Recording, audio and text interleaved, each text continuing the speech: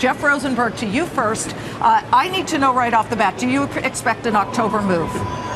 You know, Liz, I listened to the premise. I have to say, I totally disagree. You know, let's not make this all about the Fed and take the attention that we just put on this last meeting and now put it into October. You missed the whole message. What she talked about, what was so important and why stocks are doing what they're doing yesterday at the end of the day and today is because she introduced international developments as the reason that they're spooked. So the market's not going to be focused on what the Fed is doing. The market's going to be focused on those international developments. And that isn't on October 28th. That's every day. So I don't think this is about the Fed here. I think it's really about the Fed introducing a risk that has been with us for a long time, but bringing it front and center to a lot of other people who haven't been focused on it until now.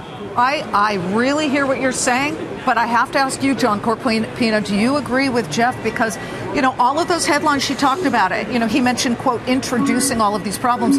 We've known about China. We've known about the problems that Europe is now facing, and we've known about what's going on in South America. Is it that, or is the Fed unintentionally, but nonetheless realistically creating the problems that we see today with the Dow down 260 points? Right. I think the wording that we heard out of Washington yesterday has added a lot of uncertainty to this already uncertain market. Heading into yesterday, there was the big debate as to what was going to happen, but the bigger debate was what happens afterwards. So clearly the text that we got yesterday, and especially in the Q&A session, has added much more of this uncertainty, and then you add in the international issues that have been developing over time, and yes, we've known about this. It's not new news, but the fact that the Fed has once said, we're going to really look at jobs and our domestic economic data to make our decision. Well, now if that's going to be led by international elements, that adds a whole different aspect to it. So it does, in a way, weave back to how Janet Yellen perceives what these headlines are. Brian Bethune, you're the economist here. Take it from us and tell us what we need to expect. Is it no longer about earnings here in the United States, the GDP here in the United States, or the labor numbers, which have actually looked a little bit better lately? Well, I think that is true, that the U.S. economy does look fairly good. But if you look at the global economy, as you said, there are problems.